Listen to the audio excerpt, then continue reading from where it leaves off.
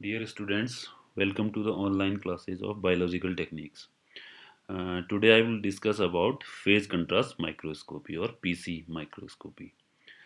तो यहाँ पे आप एक फेज कंट्रास्ट माइक्रोस्कोप को देख सकते हैं। इसमें कई ऑब्जेक्टिव लेंस लगे हुए हैं और ये यहाँ पे दाहिनी तरफ आप ये इस माइक्रोस्कोप से ली गई इमेज देख सकते हैं। तो इसमें क्या होता है, फेज कंट्रास्ट मीन्स ये बैकग्राउंड से जो ऑब्जेक्ट होगा उसको कंट्रास्ट करने की कैपेबिलिटी इस माइक्रोस्कोप में होती है। तो ये कंट्रास्टिंग इमेज को दिखाता है इन कंपेरिजन टू बैकग्राउंड।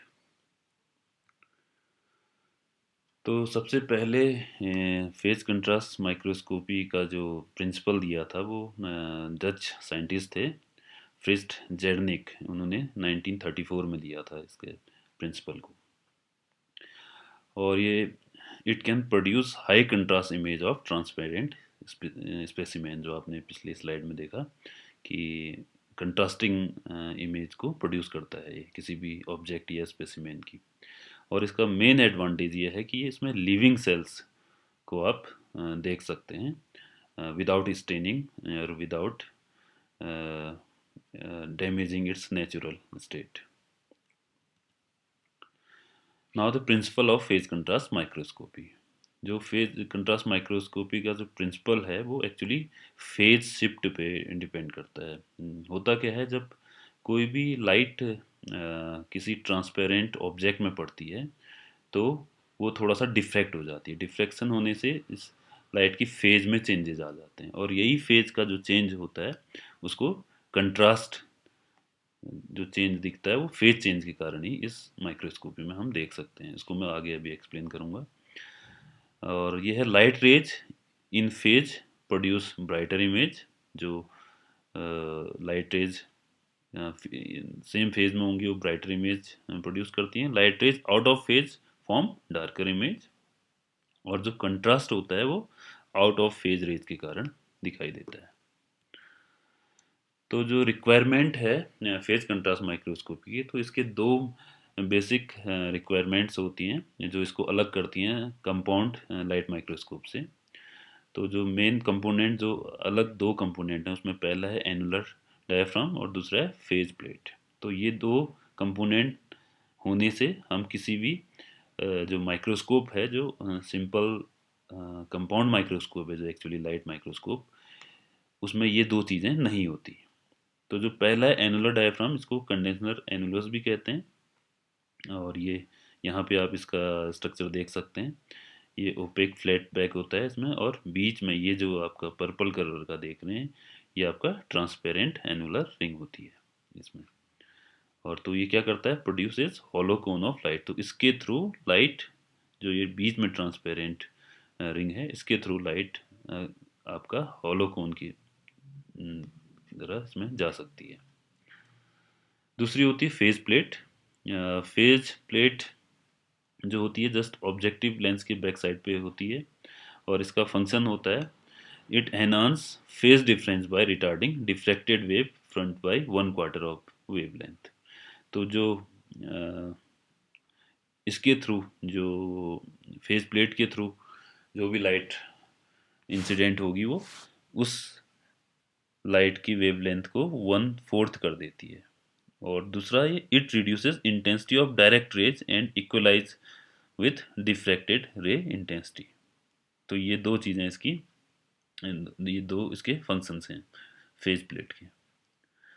अब यहाँ पे हम मैकेनिज्म देखते हैं कैसे हम किसी भी इमेज को कंट्रास्ट करके देख सकते हैं in comparison to its background.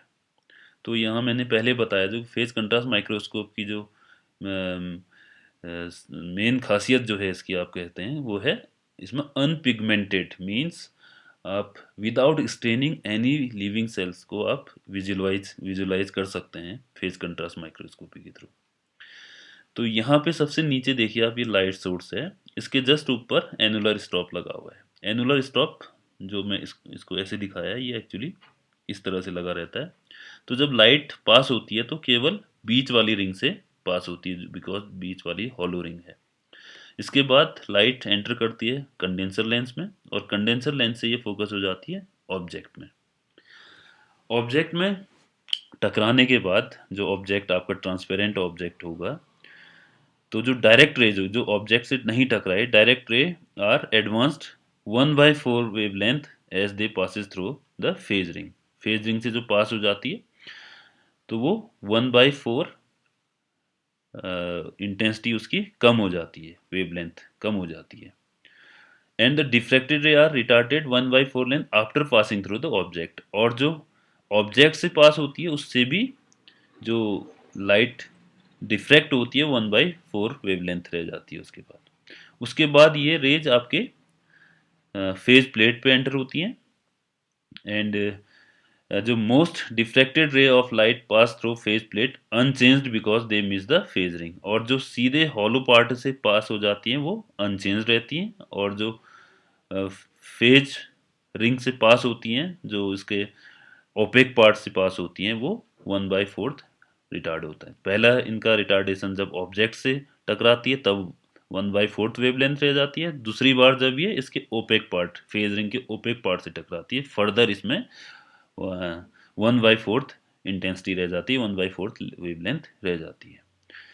फिर ये आपका ऑब्जेक्टिव लेंस से कोलाइड होती है। उसके बाद लाइट आपके फाइनली आप आईपीस के थ्रू ये यहाँ पे इमेज प्लेन में आप देख सकते हैं। तो जो इमेज इसमें फॉर्म होगी वो डार्क इमेज फॉर्म होगी विथ ब्राइट बैकग्राउंड। इसको आप क्लियरली इस फिगर में समझ सकते हैं आई थिंक। तो देखिए, जब कोई भी लाइट या तो ऑब्जेक्ट में पड़ेगी, जो एनुलर रिंग से पास होके जो लाइट आई वो आपका पहले सेम फेज में थी।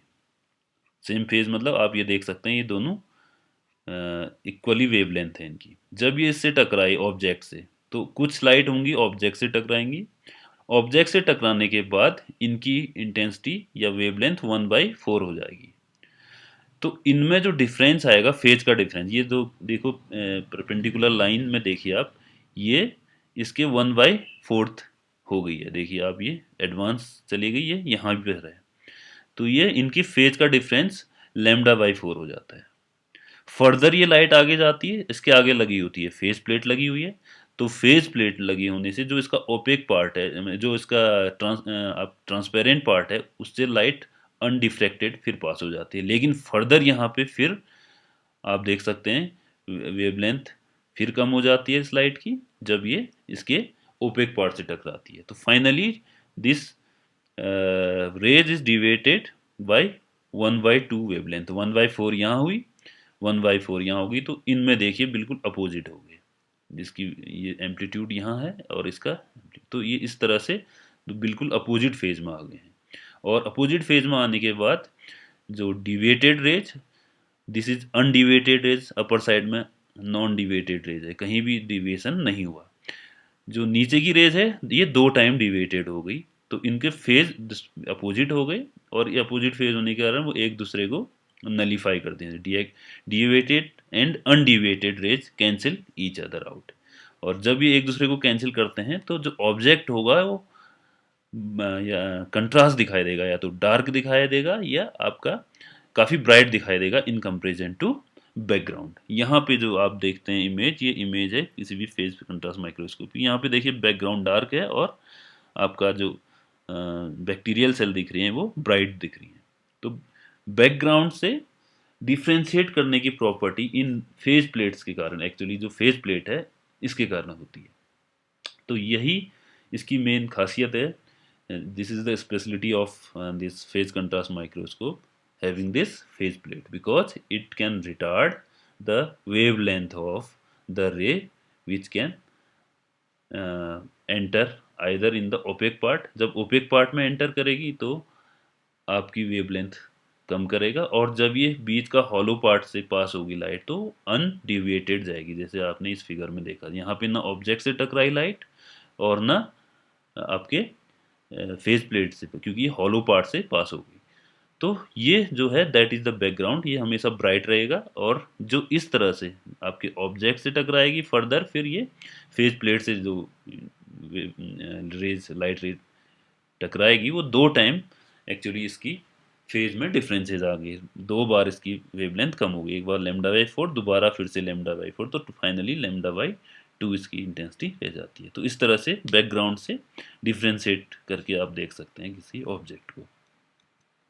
Now advantage of phase contrast microscope, मैं इसको पहले बता चुका हूँ कि फेज कंट्रास्ट माइक्रोस्कोप से आप लिविंग सेल्स को देख सकते हैं, उसकी ग्रोथ पैटर्न को देख सकते हैं। Even you can visualize the internal cellular component, आप किसी भी सेल के इंटरनल सेल्यूलर कंपोनेंट को भी देख सकते हैं। अगर आप हायर मैग्नीफिकेशन में देखें, 100x में देखें और फेज कंट्रास्ट में देखें, तो आपको जो सेलुलर कंपोनेंट, न्यूक्लियस और कंपोनेंट्स भी आप सेल के अंदर क्या देख सकते हैं। और इसमें आप स्पेसिमेन को बिना डैमेज किए देख सकते हैं। और सबसे ज़्यादा एडवांटेज में डायग्नोसिस ऑफ ट्यूमर सेल और नॉर्मल सेल को आप क्लियरली डिफ्रेंशिएट करके इस फेज कंट्रास्ट माइक्रोस्कोप के थ्रू देख सकते हैं। इसके अलावा इसके कुछ डिसएडवांटेजेस भी हैं, इसमें जो एनुअली और ring limits the aperture to some extent which cause decrease in resolution. जो आपके 2 रिंग्स लगी हुई हैं, तो सम टाइम ये रेजोल्यूशन को डिक्रीज कर सकते हैं अगर आप प्रॉपरली फोकस ना करें। और इसमें हम थिक स्पेसिमेन को विजुलाइज नहीं कर सकते, क्योंकि अगर थिक स्पेसिमेन आप देखना चाहेंगे तो थिक स्पेसिमेन क्या करेगा, कम्प्लीटली ब्लॉक कर देगा जो इसमें इंसिडेंट लाइट है। तो these are the some disadvantage of phase contrast microscope. Okay, that's all about the phase contrast microscope. If you have any query, you can ask me on my WhatsApp number. Thank you. Thank you very much.